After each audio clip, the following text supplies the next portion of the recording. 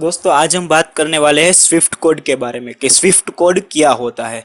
तो आज हम देखने वाले हैं स्विफ्ट कोड के बारे में। स्विफ्ट कोड एक ऐसी चीज़ है जहाँ पे मान लो कि हम कोई दूसरे देश में स्टे कर रहे हैं, यानी कि रह रहे हैं, वहाँ पे रह रहे हैं और हमें पैसे मान लो कि इंडिया में मंगवाने हैं, तो हम किस तरह से मंगवा सकते हैं। तो उस IFSC कोड और स्विफ्ट कोड की हमें ज़रूरत पड़ती है। तो उस स्विफ्ट कोड के ज़रिए हम उस पैसे को हमारे बैंक में ट्रांसफ़र कर सकते हैं। मान लो कि US में हम, तो अमेरिका में हम डॉलर का यूज़ करते हैं, यहाँ पे रुपए में, तो वो कन्वर्ट करने के लिए और उसका ट्रांसफ़र करने के लिए स्विफ्ट कोड की ज़रूरत पड़ती है। तो स्विफ्ट कोड, पहला हम स्विफ्ट कोड के फुल फॉर्म जान लेंगे कि स्विफ्ट कोड का पूरा नाम क्या है। तो उसका पूरा नाम है society for world wide inter bank financial telecommunication.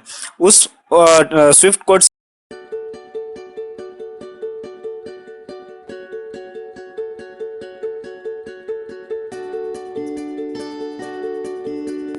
अगर आपने मेरा चैनल ये सब्सक्राइब नहीं किया है तो आप सब्सक्राइब कर लीजिए और साथ में इस बेल आइकन को भी प्रेस कर लीजिए, क्योंकि उससे आपको सबसे पहले मेरी न्यूज़ मिलती रहेगी।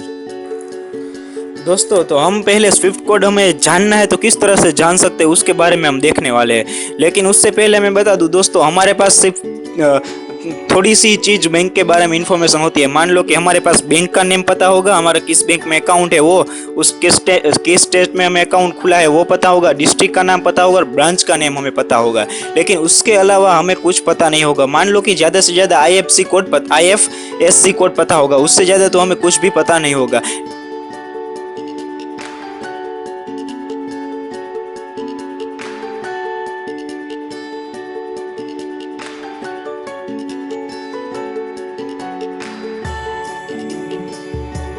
तो चलिए दोस्तों हम क्रोम ब्राउज़र को ओपन करते हैं और उसके बाद हम क्रोम ब्राउज़र में सर्च करने वाले हैं IFSC SWIFTCODES.com, यानी कि IFSC swiftcodes.com, और वहाँ पे जाके हम सर्च करने वाले हैं।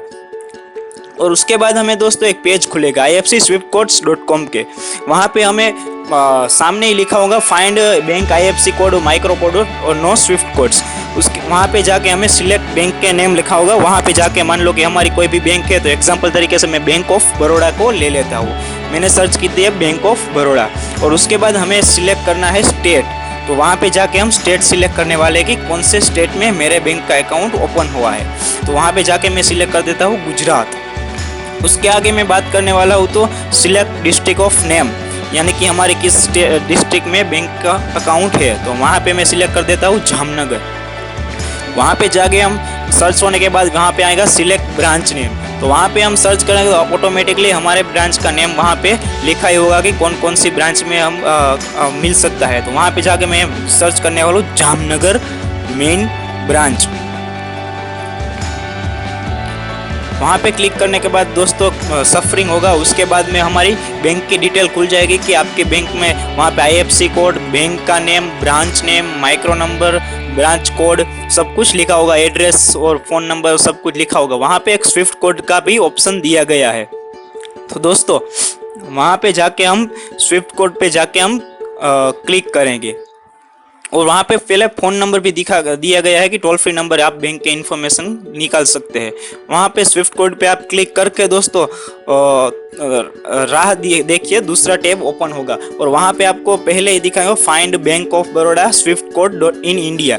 वहाँ पे इंडिया और बैंक ऑफ बड़ौदा लिखा हुआ है। आपको सिर्फ और सिर्फ स्टेट का नाम लिखना है गुजरात, और आगे जाने देखना है कि सिटी का नेम। तो वहाँ पे सिलेक्ट सिटी नेम, मान लो कि जामनगर में ले लेता हूँ यहाँ पे। और उसके आगे दोस्तों वहाँ पे सिलेक्ट करना है ब्रांच का नेम, वो वहाँ पे ज़्यादा से ज़्यादा एक ही आएगी, रंजीत रोड जामनगर में सिलेक्ट कर लिया। तो वहाँ पे दोस्तों जाके आपको दिखने लगेगा कि Swift code bank of Baroda का जामनगर मेन ब्रांच का कौन सा है। वहाँ पे जाके आप कोई भी ट्रांजेक्शन हमें करवाना है इंटरनेशनल का, तो वहाँ हम स्विफ्ट कोड के ज़रिए करवा सकते हैं। और यहाँ पे आपको पूरी के पूरी डिटेल भी दी गई है।